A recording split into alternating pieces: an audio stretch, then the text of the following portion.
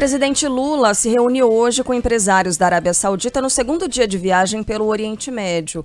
Ontem, o chefe de Estado brasileiro se reuniu com o príncipe herdeiro Mohammed bin Salman em Riad, a capital do país asiático. Eles estiveram presentes em 2 encontros distintos, o primeiro com participação de ministros e o outro com uma comitiva menor. Ficou acertada a destinação de 10 bilhões de dólares do Fundo Soberano Saudita, que serão aplicados no Brasil. Por outro lado, os sauditas também têm interesse em convencer empresários do nosso país a fazer mais negócios com o reino. O presidente da comitiva de Lula, ministro da Casa Civil, Rui Costa, detalhou o papel dessas reuniões.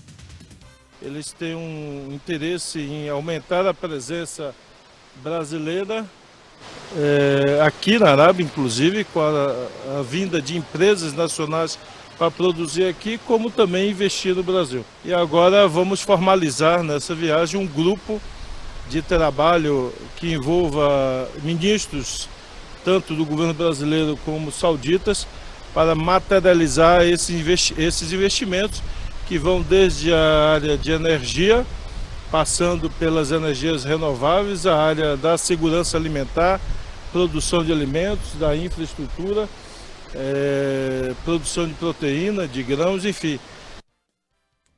Amanhã o presidente Lula participa de um fórum com empresários no Catar e no dia seguinte ele vai aos Emirados Árabes comparecer à Conferência das Nações Unidas sobre Mudanças Climáticas, a COP28. Os nomes indicados de Lula para vagas no Supremo Tribunal Federal e na Procuradoria-Geral da República já fazem campanha em busca dos votos no Senado. O ministro da Justiça, Flávio Dino, e o subprocurador-geral, Paulo Gonet, serão sabatinados na Comissão de Constituição e Justiça da Casa no dia 13 de dezembro.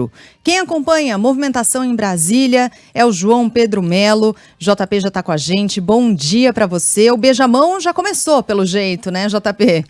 É isso, Sheila. Já começou sim. Bom dia para você, para Carlinha, para todo mundo que está nos acompanhando.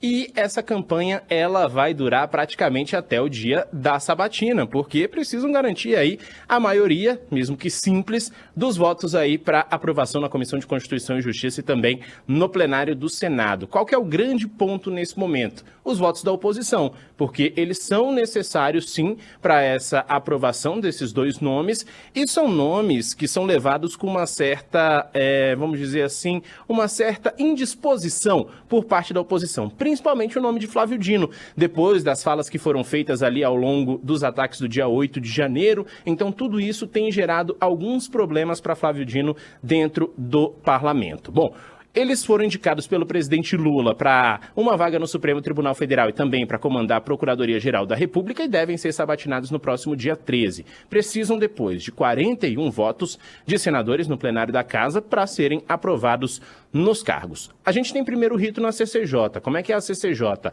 Ela tem 27 membros titulares, 27 suplentes. O bloco, formado por União Brasil, MDB, Podemos, PDT, PSDB, tem a maioria dos titulares. São 11 ao todo. Alguns deles são de oposição, como é o caso dos senadores Sérgio Moro, Marcos Duval e Oriovisto Guimarães. Esses aí são os que precisam ser convencidos para essa votação. Bloco formado por Rede, PT, PSB, PSD, tem 9 membros e deve dar todos os votos pela aprovação, então, de Dino e Gonet. Os blocos formados pelo PL, pelo Partido Novo, PP, Republicanos, têm somado 7 membros. E a expectativa é de que todos votem contra a indicação de Dino. E aí é onde ele vai ter que trabalhar bastante ao longo das próximas semanas. Suplente na CCJ, o senador Isalci Lucas afirmou o seguinte, que vai fazer de tudo para que o nome de Dino seja rejeitado. Já manifestei meu voto contrário, farei tudo para que o ministro Flávio Dino não vá para o Supremo Tribunal Federal. Ele não tem o perfil adequado para exercer essa função. É pessoa de bom senso, tem que ser uma pessoa que seja imparcial, coisa que ele não é, e demonstrou isso em todos os momentos. Então, realmente, estamos conversando com vários parlamentares para que eles tomem uma decisão sem uma reflexão maior.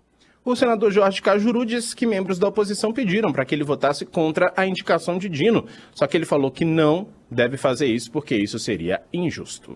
senador Flávio Bolsonaro, chegou até mim e disse que você vote contra Flávio Dino no Supremo Tribunal Federal. Isso é o mesmo se alguém vier pedir a mim que vote a favor de um pedido de sua cassação. Claro que eu seria contra, porque não seria justo. Evidente que eu vou votar a favor de um nome digno, intocável, moralmente com 12 anos como juiz, nunca teve uma só denúncia contra ele. Portanto, esse homem tem uma história limpa. O relator da indicação de Dino é o senador Everton Rocha. Além de ministro da Justiça, Flávio Dino é senador eleito, foi deputado federal, governador do Maranhão por 2 mandatos, além de presidente da Embratur e secretário-geral do Conselho Nacional de Justiça, além de presidente da Associação dos Juízes Federais. Paulo Gonet é procurador da República desde 87, se tornou subprocurador-geral em 2012. Em 2021, passou a atuar como vice-procurador-geral eleitoral no TSE. Sobre essa questão de Flávio Dino, né, a gente tem acompanhado também essa movimentação nos bastidores, entre outros pontos, e a grande expectativa, como a gente tem falado, é de que ele visite os gabinetes já a partir dessa semana, né? Amanhã temos um feriado local aqui na capital do país, né? Feriado do Dia do Evangelho, e essa questão deve, obviamente, dar uma esfriada nessa negociação, mas a expectativa é de que Câmara e Senado sigam trabalhando, portanto, Flávio Dino deve continuar também fazendo a campanha. Valeu, JP. Obrigada, viu, pelas suas informações. Aliás, né, a gente vai seguir ainda falando sobre isso, sobre Simone Tebet, cotada para assumir o cargo de Flávio Dino, né, ministra do Planejamento, preferiu desconversar sobre essa possibilidade. O JP ainda está com a gente ou ele já saiu, né? Eu ia perguntar um negócio para ele sobre a Simone Tebet. Mas enfim, senão a gente vai aqui em frente, porque ela falou ontem com jornalistas, mas disse que não é o momento não de tratar disso, porque o Ministério da Justiça ainda está ocupado.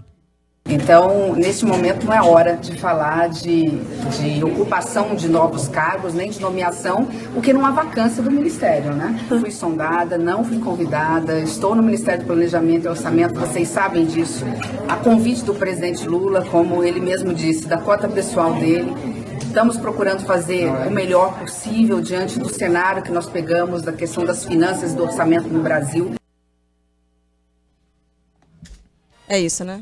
João Pedro Melo já foi. Já Depois a gente foi. volta a conversar com ele, Isso. que aliás hoje está muito elegante, está despojado, e também a gente continua falando sobre essa mudança de carinhas ali no cara crachá que a gente faz, né, no Ministério, sai do Ministério, vai para o Supremo Tribunal Federal, também falando sobre essa sessão marcada para o dia 13, se existe mesmo alguma possibilidade de os senadores barrarem, né, essas duas indicações.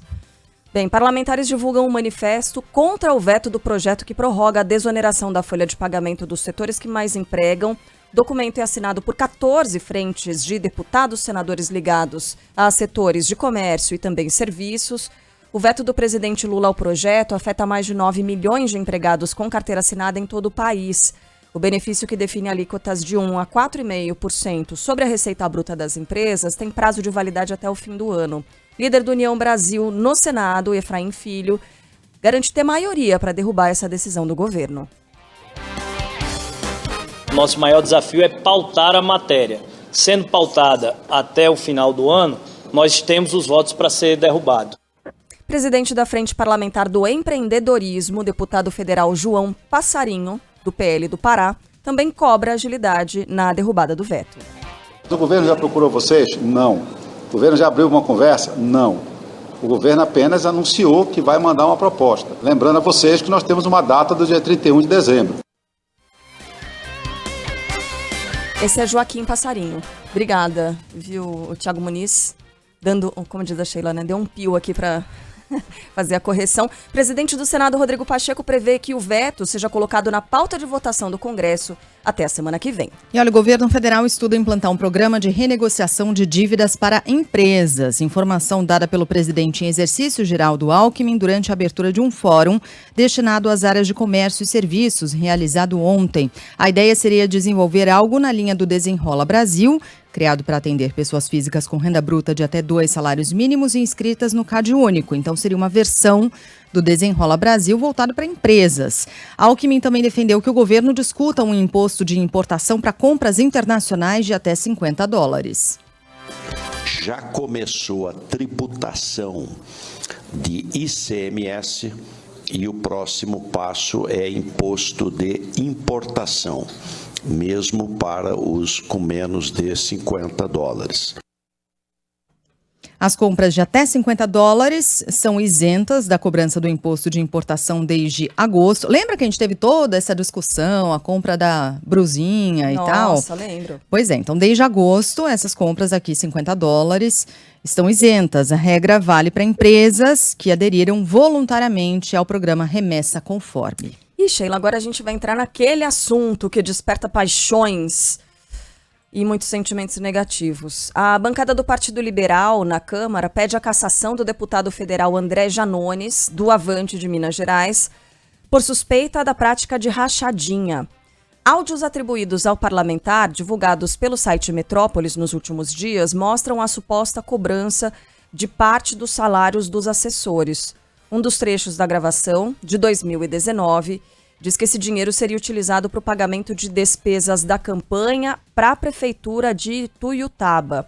André Janones não foi eleito na ocasião, em 2016.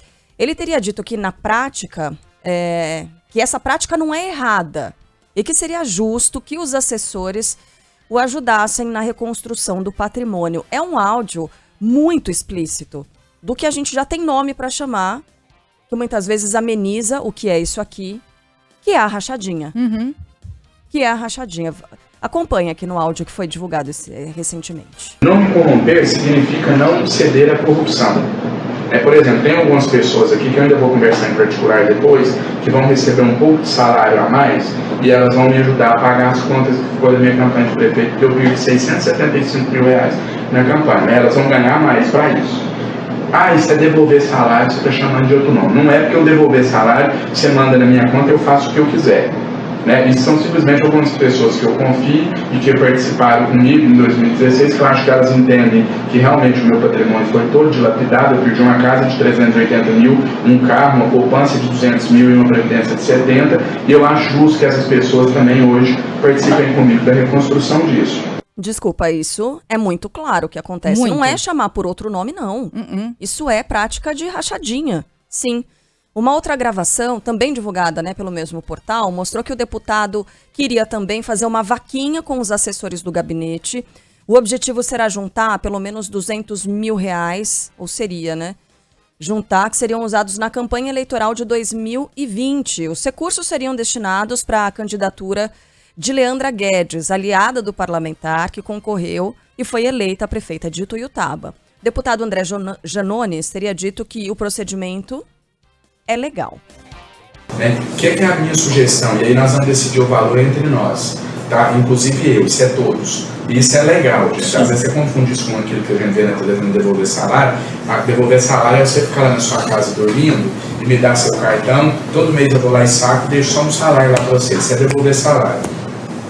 2020 está aí. Eu pensei da gente fazer uma vaquinha entre nós, aí nós vamos decidir se vai ser 50, 100, 200, se cada um dá proporcional ao salário, isso a gente decide entre nós. E a gente começar uma vaquinha já no primeiro mês do salário, para a gente poder disputar as eleições de 2020 com o básico, pelo menos.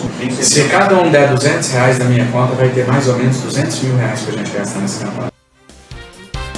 Deputado André Janones se defendeu por meio de postagens nas redes sociais. Ele afirmou que a gravação clandestina e criminosa de um áudio retirado de contexto que tenta imputar um crime que ele jamais cometeu. O parlamentar acrescentou que nunca fez rachadinha, que nunca recebeu R$1 de assessores, não comprou mansões e não enriqueceu. Eu acho que foi uma indireta essa parte, mas que não vem ao caso, Não. A gente está falando dele, a gente está falando desses áudios aqui. Ao portal Metrópolis, a prefeita de Ituiutaba, Leandra Guedes, diz que jamais presenciou ou participou de qualquer conduta ilegal. Tá explícito, Sheila? Pelo menos muito o que se tentou fazer. Porque ele diz abertamente. E como é que é? Quando é com os outros não pode, e quando é na própria campanha aí pode. Quando é com outros se acusa, e quando é no caso dele não, isso tá liberado. É claro que a gente sabe que o sistema brasileiro é viciado, de fato. Mas acompanhar algumas pessoas defendendo André Janones, e aí é muito interessante a gente acompanhar o que não seria uma equivalência correta, mas que acaba se transformando, que é a seguinte. Não, olha o que eu ouvi, Sheila, e isso vem sendo replicado muito nas redes sociais. uma ala da esquerda progressista dizendo que André Janones teve um papel muito importante na derrubada do fascismo, no bloqueio do fascismo e blá blá blá. Gente, é uma passada de pano inédita. Nunca antes na história desse país, Sheila, uma passada de pano chegou a esse ponto. Tá muito claro o que aconteceu. É indefensável. Quer dizer, pelo menos a tentativa de que isso tenha... de que esse plano tenha acontecido. Porque a gente não tem, pelo menos não ainda, prova propriamente dita de que essas transferências aconteceram, né? Preciso chegar, seguir o dinheiro para conseguir ter a comprovação de que de fato isso aconteceu, de que de fato esse crime se concretizou. Mas a tentativa tá clara, tá explícita e não tem como passar pano, não. Não tem meias palavras para isso, né? E aliás, quando você ouve ou lê o que disse Janones a respeito disso, de que o áudio foi retirado de contexto, eu queria muito saber qual o contexto possível para explicar o conteúdo desses áudios. Qual é o contexto possível? Então me diga, Janones, qual é o contexto correto? Que contexto é esse que permitiria a gente ter uma outra compreensão que não essa, que está tão clara assim, né? Olha, é impressionante, a gente vai seguir acompanhando, porque assim, em razão do foro privilegiado de Janones, essa denúncia tramita no Supremo Tribunal Federal desde maio deste ano, apesar de eles negarem aí as irregularidades. Tá tudo muito claro até aqui, mas a investigação ainda prossegue. A primeira denúncia foi feita por Fabrício Ferreira de Oliveira, integrava o grupo político de Janones, trabalhou no gabinete entre fevereiro de 2019 e novembro de 2021. Ao Ministério Público Federal em Minas, ele diz que Janones recebia, sim, parte do salário de servidores comissionados lotados em seu gabinete em Brasília. Um esquema que seria, portanto, operado por essa, então, secretária parlamentar Leandra Guedes. O agora ex-assessor anexou à denúncia gravações com outro assessor de Janones, Alisson Alves Camargos. E aí, no áudio, o Alisson diz que recebia cerca de R$10 mil e que repassava mensalmente, sim, quase R$5 mil para eles, entre aspas, fazendo aí uma referência a Janones e a secretária Leandra Guedes. Tem muita coisa e quanto mais aparece, pior fica essa história. Então, Janones, se acha que os áudios foram retirados de contexto, nos mostre qual o contexto possível para que a gente não entenda o que está muito claro até aqui, né? O Senado aprova uma nova regra para autorização e venda de defensivos agrícolas. Fala, Rafael Procópio.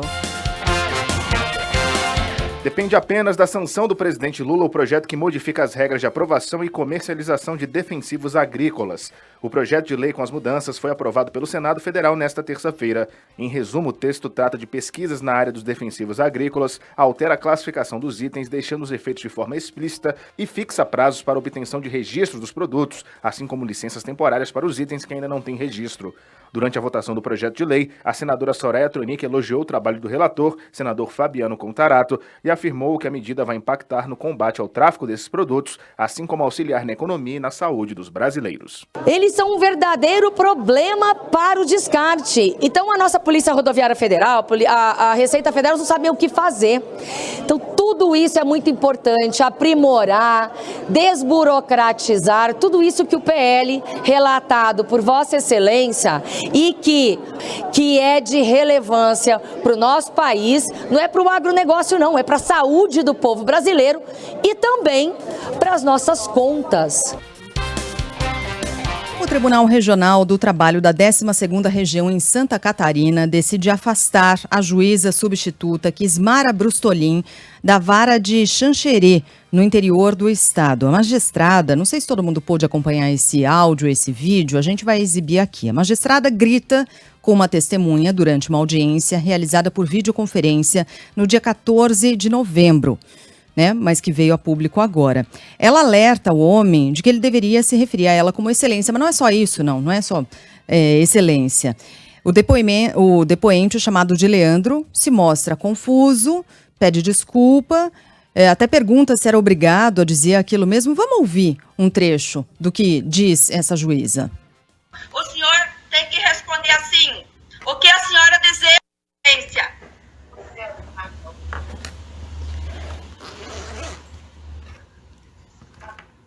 Responda, por favor.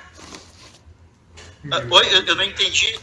Desculpa. Eu chamei sua atenção. Certo. Respondeu qual pergunta, doutora? O senhor tem que responder assim. O que a senhora deseja, excelência? Certo? Não estou entendendo. Repete! Pode continuar, por favor. Repete! Eu sou obrigado a... Desculpa. O senhor não é obrigado, mas se o senhor não fizer isso, a audiência, o seu depoimento termina por aqui e será totalmente desconsiderado. É isso mesmo que você ouviu. Gente. Ela diz, o senhor tem que dizer o que a senhora deseja, excelência. O senhor tem que dizer isso. Aí ele não entende, se mostra confuso. Não entendi, eu tenho que responder que pergunta. Não, o senhor tem que dizer essa frase, repita. O que a senhora deseja, excelência. E aí ele confronta ali e fala, mas e se eu não falar, né? Eu sou obrigado a dizer. E não é obrigado a dizer, óbvio que não é obrigado a dizer, né? Se não disser, o seu depoimento será invalidado, será cancelado. Minha Nossa Senhora! E aí, sem obedecer essa ordem, a testemunha seguiu com o depoimento até ser retirado da sala virtual. Eu estou à disposição, inclusive, para esclarecer mais fotos que são inverdades que estão no processo. Né? Inclusive, eu vi fotos do Jânio no telhado, que ele simplesmente foi ajudar a levar, né? A juíza Kismara Brustolin, essa aí, alegou ao advogado que a testemunha faltou com urbanidade e educação. Doutor, eu desconsiderei o depoimento dessa testemunha porque faltou com a educação. Tá? Se o senhor quer registrar os protestos, eu aceito e depois o senhor pode recorrer, fica no seu direito. Sim, eu gostaria só de que fosse registrado, então, que ele encontrava-se numa feira e... Não foi a questão da feira. Foi porque ele não cumpriu com a urbanidade e a educação. Urbanidade e educação seria o quê? Dizer o que a senhora deseja, excelência? É isso? Só pode, né? Meu Deus. Pois é. Parece o processo do Kafka, né? É muito louco, né? Gente. É muito louco. Você não sabe o que está acontecendo, está tentando esclarecer uma situação e aí vem uma coisa totalmente surreal. É surreal isso. É sim. A OAB de Santa Catarina repudiou as atitudes da juíza e comportamentos agressivos dela com advogados, partes e testemunhas. O TRT da 12ª Região diz que afastou a magistrada de audiências, mas ela ainda está autorizada a proferir sentenças e despachos. Talvez só se todo mundo falar o que a senhora deseja, excelência, porque talvez nem isso. Talvez ela não... Despacho. A reportagem não conseguiu contato com essa juíza, Kismara Brustolin. E cá entre nós, né? A OAB repudiou o comportamento que considerou agressivo, mas não é só agressivo. É legal que ela trate dessa maneira, dizendo que o depoimento será invalidado caso essa frase não seja dita? Ela pode fazer isso? Parece que não.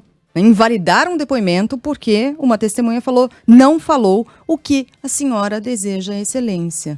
É se achar muito acima dos outros, né? Para exigir que alguém fale isso, né? É se achar muito acima do bem e do mal, né?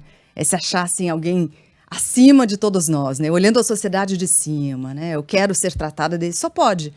Tem cara disso, tem cheiro disso e só pode ser isso, né?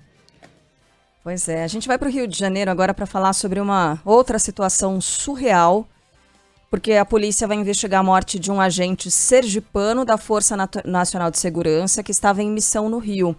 Ontem, ouça só o que aconteceu, outros 2 integrantes da Força Nacional foram assaltados e tiveram as armas levadas por criminosos na zona norte da capital fluminense. É isso mesmo que você ouviu.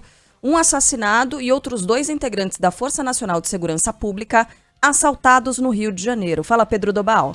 Um agente da Força Nacional morreu após ser baleado na cabeça em Vila Valqueire, na zona oeste do Rio, na noite de ontem. O homem, que ainda não teve o nome divulgado, era de Sergipe e tinha 36 anos. Ele estava em casa, escutou disparos na rua, foi checar o que estava ocorrendo e acabou atingido. A suspeita é de que ele tenha sido baleado por um homem que também havia atirado contra a companheira. O agente chegou a ser levado para o Hospital da Aeronáutica, mas não resistiu aos ferimentos. Já a mulher foi levada em estado grave para o Hospital Estadual Carlos Chagas. Também na terça-feira, agentes da Força Nacional foram roubados ao entrarem por engano no complexo do Chapadão, na Zona Norte. Eles foram rendidos por criminosos e liberados sem ferimentos. A Polícia Militar já recuperou 2 armas e 4 carregadores que haviam sido levados pelos suspeitos. A gente está falando de 2 casos distintos, né, mas que sim envolvem integrantes da Força Nacional de Segurança Pública. Nesse caso aqui, sobre o qual o Dobal falou por último, em que houve o roubo, o furto dessas armas, impressionante, né? Porque esses agentes estavam num carro descaracterizado, dizem que estavam abastecendo o veículo num posto perto da Dutra, e aí por causa do aplicativo de caminhos, não sei se era o Waze ou outro, acabaram entrando numa rua indevidamente que dava acesso ali à comunidade onde havia esses traficantes. E aí eles foram abordados, se apresentaram como agentes da Força Nacional de Segurança, e aí os traficantes conseguiram levar as armas. Que loucura, né? O que descreve isso? Acho que isso é caos, né? É a ausência do Estado para organizar as coisas, porque agentes de segurança do Estado, representando o Estado brasileiro, têm as armas levadas porque erraram o caminho. Isso é caos. Tem ouvinte dizendo que o Rio não é para amadores, diria que o Brasil não é para amadores. Tem outros ouvintes, viu, Sheila, dizendo que o comportamento daquela juíza que foi exibido há pouco aqui em Santa Catarina não é exatamente uma exceção no judiciário. Aqui, inclusive, uma ouvinte que pediu para não ser identificada. A gente vai voltar a esses temas, né, um pouco mais tarde por aqui.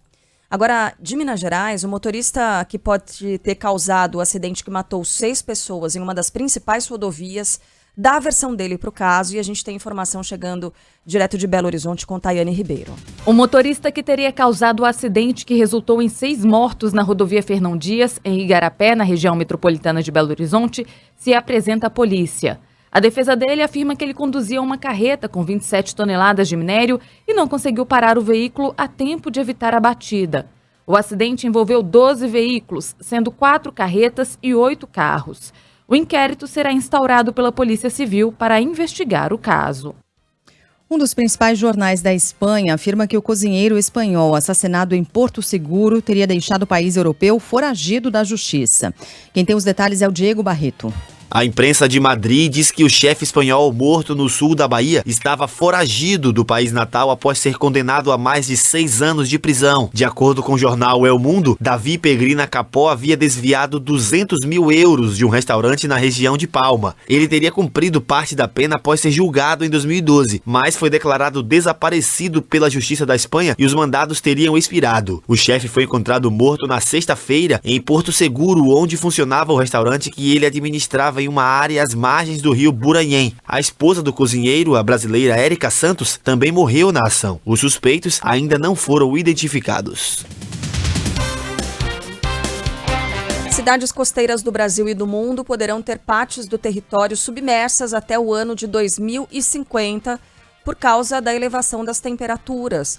A estimativa é de um relatório elaborado pelo Programa das Nações Unidas para o Desenvolvimento e também de outras agências especializadas. Santos e Rio de Janeiro poderão ficar com até 5% da área terrestre debaixo d'água dentro de 27 anos. Quer dizer, a gente ainda veria isso acontecer, eu acho, né, Sheila? Tem chance de a gente ver isso acontecer. Espero que sim. Quer dizer, espero que sim, que eu possa ver alguma coisa, mas que eu possa... Que não seja isso, né? Exatamente. Seja a humanidade combatendo essa possibilidade. Encontrando soluções, né, para que a gente não viva isso. Até 2100, o pior dos cenários apresenta uma elevação do mar em 48 centímetros na capital fluminense.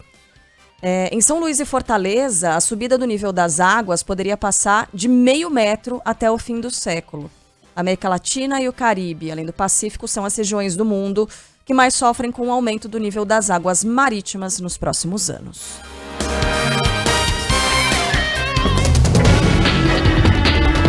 Guerra no Oriente Médio. Cessar-fogo temporário entre Israel e Hamas entra no 6º dia. Quem tem mais informações pra gente é o Arthur Coelho. Israel já está em posse da 6ª lista de reféns que devem ser libertos hoje, 6º dia da trégua com o Hamas. Ontem, um grupo de 12 reféns, incluindo 10 israelenses e 2 cidadãos tailandeses, foi liberado pelo grupo terrorista. 30 palestinos também foram soltos das prisões israelenses, segundo as autoridades. A atenção voltou ao conflito nesta terça-feira com rápidas agressões e troca de acusações sobre qual lado teria violado o acordo. Representantes dos Estados Unidos, Catar, Egito e do Estado judaico discutem uma nova prorrogação da atual pausa na guerra para tirar mais reféns da faixa de Gaza. Bom, a gente poder ter uma quarta-feira assim, né? Comemorando a libertação de mais reféns e também, Sheila, falando sobre o sucesso do resgate de 41 trabalhadores que ficaram presos em um túnel no norte da Índia. As autoridades confirmam esse resgate com sucesso. O grupo estava isolado em uma área abaixo dos escombros depois de um deslizamento de terra no último dia 12. Eles estavam recebendo água, oxigênio e alimentos por meio de um cano. Todos os mineiros foram retirados ontem, um por um. E aí a gente lembrou demais daquele caso dos mineiros chilenos, né, que ficaram presos. Eram 33 ali no deserto do Atacama. E foram retirados também depois de uma operação dramática, né? Em que o oxigênio quase acabou. Havia esperança mínima de que eles fossem resgatados e foram. Então, que bom ter uma quarta-feira comemorando, né? A ajuda de profissionais que vieram de Nova Delhi na retirada dessas pessoas também. Como é que se deu essa retirada? Eles perfuraram os escombros, né? Eles não utilizaram outro meio para a saída dessas pessoas que estavam presas, desses trabalhadores. Então, foi por meio dos escombros, ali, perfuração nos escombros, que essas pessoas foram retiradas. Que alívio, né, gente? Resgate bem sucedido, portanto. Vamos em frente aqui.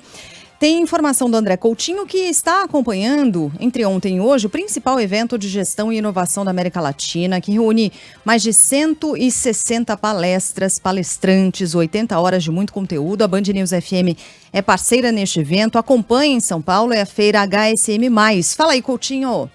A HSM+, reúne em São Paulo o maior público de líderes em um evento no Brasil para discutir as tendências de gestão e inovação. Graças ao sistema utilizado na feira, os 15 palcos podem receber palestrantes de forma simultânea. Assim, o evento vai ser capaz de, em 2 dias, somar mais de 80 horas de conteúdo, revela o CEO da HSM, Reinaldo Gama. Tem um sistema de palestra muda, tem um sistema de palestra silenciosa, depende, que é um sistema que a gente consegue botar no mesmo palco 2, 3 palestras sem um atrapalhar o outro e você vai só mudando pelo canal. Então, é engraçado você chega num ambiente como esse, com mais de 3.500 pessoas, entra na nossa plenária ali e de repente tá um silêncio. Ao longo da programação de hoje da Band News FM, nós vamos falar mais sobre o principal evento de gestão e inovação da América Latina. É deflagrada uma nova fase de investigações, daquela investigação que apura a manipulação de resultados no futebol brasileiro.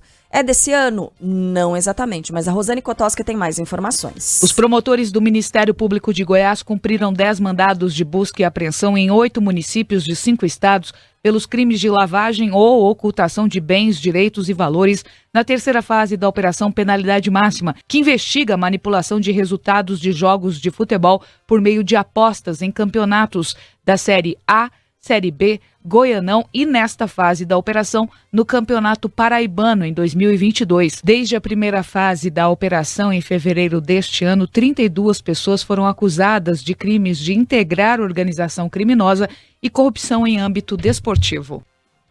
E a gente falou mais cedo, o Corinthians conseguiu virada histórica, venceu o Vasco em São Januário, 4-2 resultado final. Os comandados de Mano Menezes estiveram atrás no placar por 2 vezes, logo na primeira etapa, mas aí conseguiram um empate com 2 gols de Romero. Nos 45 minutos finais, Moscardo e Giovani fecharam a vitória do Timão em 4-2, resultado leva o Corinthians para a 11ª posição com 47 pontos. Por outro lado, o Vasco se complica, pode terminar a rodada na zona de rebaixamento. Hoje tem mais Brasileirão, jogos decisivos mais uma vez na parte de cima e de baixo da tabela. Quem conta tudo pra gente é o Yuri Queiroga. A 36ª e antepenúltima rodada do Campeonato Brasileiro segue hoje com 6 partidas, movimentando a briga pelo título e contra o rebaixamento. Às 7h, o Santos recebe o Fluminense na Vila Belmiro. Um pouco mais tarde, às 7h30, tem duelo direto pela ponta de cima da tabela, entre Flamengo e Atlético Mineiro no Maracanã. Às 8h, o Bahia recebe o São Paulo e, se vencer, empurra o Vasco para a zona de rebaixamento. No mesmo horário, o Cuiabá recebe o Internacional na Arena Pantanal. Às 9h30, com transmissão da Band News FM para grande parte da rede, o Palmeiras recebe o América Mineiro e pode abrir vantagem na primeira colocação a depender do resultado de Flamengo e Galo e de Coritiba e Botafogo, que também se enfrentam neste horário no Couto Pereira. Ontem, na abertura da rodada, o Corinthians, de virada, fez 4-2 sobre o Vasco no São Januário e abriu 6 pontos para a zona de rebaixamento. Com o resultado, o Timão pode escapar de vez da queda já na próxima rodada. Que coisa, Sheila Magalhães. Sorrisinho que não para. Aham. Bom, contagem regressiva para o fim do Campeonato Brasileiro desse ano, de 2023, e também para o início do Campeonato Carioca 2024, Sheila. A rodada de abertura está prevista para os dias 17 e 18 de janeiro e será exibida na tela da Band e do canal Band Esportes. São 12 equipes que contam com grandes nomes, né, como Marcelo, Germancano, Arrascaeta, Pedro, Gabigol, Babigol, Payet, Tiquinho Soares. Diretor de competições da Federação de Futebol do Rio de Janeiro, Marcelo Viana, conta que a edição 2024 traz mudanças, entre elas o uso do VAR, árbitro assistente de vídeo. A ferramenta VAR é utilizada nos clássicos, nas semifinais e finais. Mas a gente está trabalhando para tentar colocar pelo menos em todos os jogos onde houver um clube grande. Ainda não é algo definido, mas é uma possibilidade. Viu, Sheila? Clube grande. Ai, ó, polêmica. A pedido do Botafogo. E aí? A federação acertou a parceria com uma... Nossa, brincadeira, tá, torcedores do Botafogo? Já tá todo mundo nervoso. A senhora persegue. Ainda faz essa brincadeirinha aí de time grande e não sei o quê. É só brincadeira. Lembrando que o Botafogo tem uma chance pequena, mas ainda tem chance, né, de ganhar o Campeonato Brasileiro 2023. Chega a 20% essa chance? Não chega. Mas ela existe, né? Segundo os matemáticos, de mais de 15%. Tá? Coisa de 16%, por aí. Palmeiras já tá com quase 60% de chance e o Flamengo, né, tá na frente do Botafogo nessa chance aí, nessa possibilidade de levar o Brasileirão. Mas o assunto aqui é carioca, porque a pedido do Botafogo, a federação acertou a parceria com uma empresa americana que vai fazer a análise de desempenho, sabe do quê? Da arbitragem. Pois é, o presidente do Clube de Regatas do Flamengo, Rodolfo Landim, diz que apesar de carioca, os jogos vão se espalhar por todo o país. Tentar colocar alguns jogos realmente, pelo menos o Flamengo vai tentar fazer isso dele, fora do Rio de Janeiro, para poder transformar o Campeonato Carioca num campeonato mais nacional. Já o sócio da Brax, empresa que negocia os direitos de transmissão do Campeonato Carioca, Bruno Rodrigues, ele diz que negocia com os clubes do Rio para realiar uma competição de sucesso.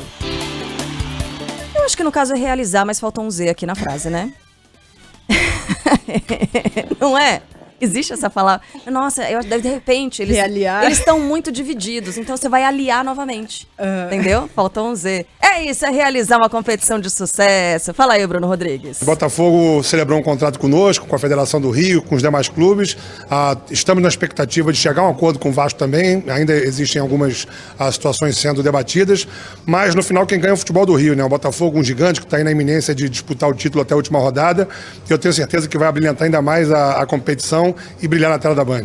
Vai brilhar muito na tela da Band, Sheila Magalhães. Então é isso, o convite está feito. A partir do dia 17 de janeiro, você acompanha o Cariocão pela Band, também pelo canal Band Esporte. E aí é com sotaque mesmo, né? Nossa, é horrível quando uma pessoa de outro estado tenta imitar o sotaque, né?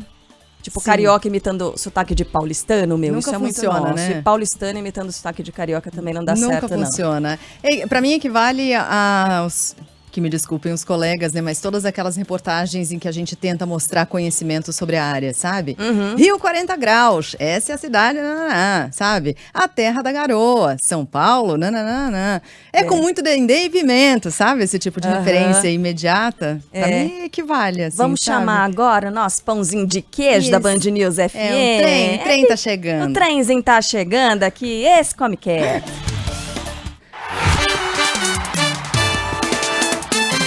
Futebol, com Milton Neves. Oferecimento SOS Peças Arsenal Car. Arsenal Car, tudo para o seu carro bem mais perto de você. Hotel Terras Altas, lazer, diversão e gastronomia pertinho de você. Iveco, chegou o novo Iveco Daily Highmatic, o Daily com câmbio automático. E Sicredi, conheça a primeira instituição financeira cooperativa do Brasil. Sicredi, gente que coopera, cresce.